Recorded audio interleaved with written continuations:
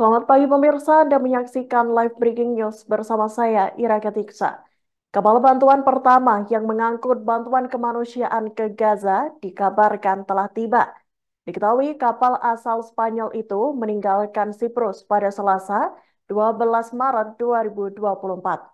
Kapal itu membawa 200 ton makanan dan tiba di Gaza pada Jumat 15 Maret 2024.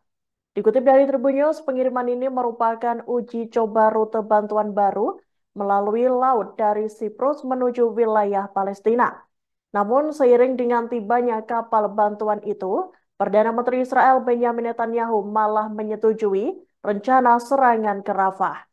Netanyahu membuat keputusan itu selesai pertemuan Kabinet Perang Israel untuk membahas proposal baru dari Hamas terkait gencatan senjata. Seperti diketahui dalam proposal itu, Hamas memberi tawaran untuk membebaskan sandera perempuan Israel, anak-anak, lansia, dan tawanan yang sakit dalam tahap pertama. Proposal itu muncul setelah perundingan terhenti selama sekira 10 hari. Namun, kantor Perdana Menteri Israel menyebut keinginan Hamas terkait pertukaran sandera dengan tahanan Palestina sebagai hal yang tidak realistis.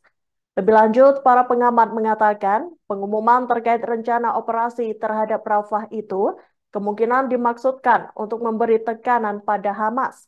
Kantor Netanyahu mengatakan pasukan Israel kini tengah mempersiapkan masalah operasional dan evakuasi penduduk sipil dari Rafah. Pihaknya mengklaim tidak ada batas waktu yang diberikan untuk serangan itu. Para pejabat Israel menyatakan perlu waktu berminggu-minggu untuk mempersiapkan kekuatan besar guna menghadapi militan Hamas.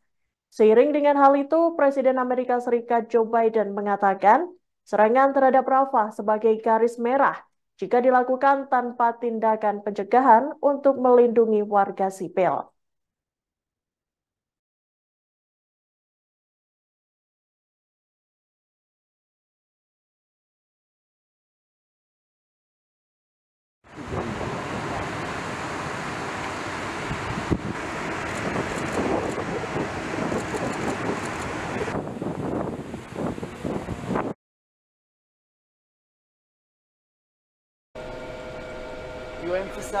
We emphasize that there are security threats in the area and you are responsible for your safety.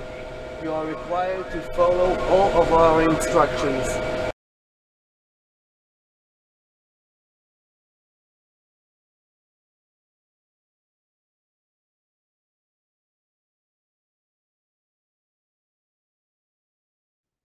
Pasukan Israel masih gencar melakukan serangan di berbagai wilayah di jalur Gaza.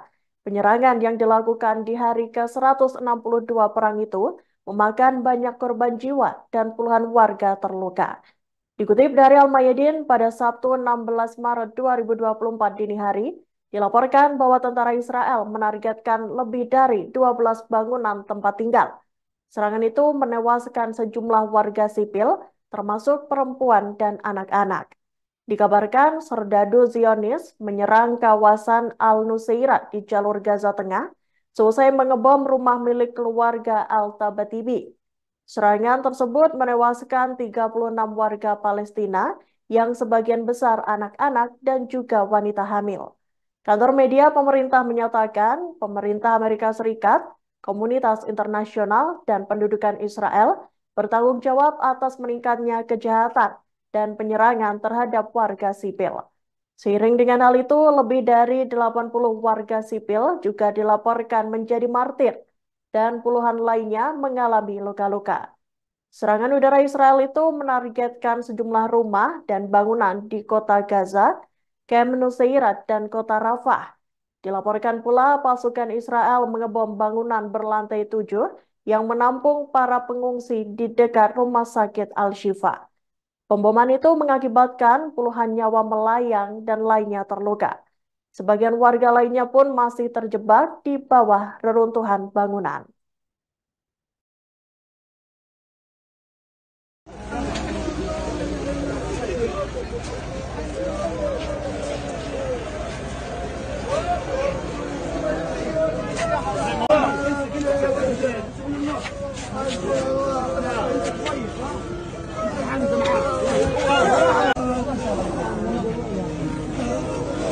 خلاص. هاي حمال بكره، هاي حمال محمد شو كفنه، حطوا الكفن. لا اله الا الله.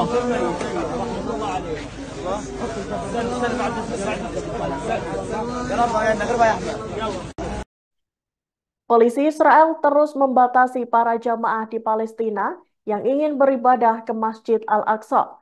Tak hanya menetapkan berapa jumlah warga yang bisa masuk dan batasan usianya, mereka juga memasang penghalang. Dikutip dari Middle East Monitor, pekan ini polisi Israel disibukkan dengan memasang sejumlah penghalang di area Masjid Al-Aqsa. Mereka tampak memasang penghalang berupa pagar besi di 3 gerbang menuju masjid tersebut. Disebutkan penghalang besi itu terpasang di gerbang Raja Faisal, Al-Ghawanmeh, dan Al-Hadid. Terkait hal itu, Yordania dan Palestina mengecam tindakan Israel yang menghambat akses warga ke Al-Aqsa. Sebuah pernyataan dari Kementerian Luar Negeri Yordania mengatakan, langkah Israel itu berbahaya dan tak dapat diterima. Kementerian tersebut lantas menyerukan pada masyarakat internasional untuk turut mendesak dan menghentikan pelanggaran hukum internasional yang dilakukan Israel. Kementerian Luar Negeri Palestina juga mengutuk Israel karena memasang pembatas. Mereka mengatakan bahwa tindakan itu merupakan upaya untuk mengubah realitas historis, hukum, dan politik Masjid Al-Aqsa. Kementerian Luar Negeri Palestina menganggap pemasangan pembatas itu sebagai pelanggaran mencolok terhadap hukum internasional. Selain itu, militan Hamas juga mengecam aksi Israel tersebut. Mereka menyebut bahwa tindakan Israel itu merupakan upaya keji untuk mencegah para jamaah ke Masjid Al-Aqsa selama bulan Ramadan.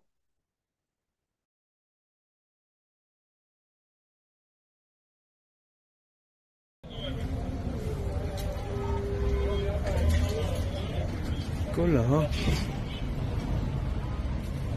أولها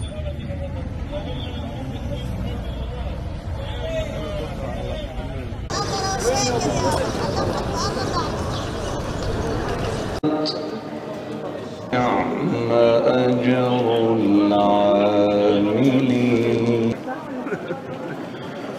ولا تجد الظلم بيني وبين إخوتي فاطر السماوات والأرض. Demikian live breaking news kali ini. Nantikan informasi menarik lainnya hanya di Tribun News. Tetaplah bersama kami. Download Tribun X sekarang. Menghadirkan lokal menjadi Indonesia.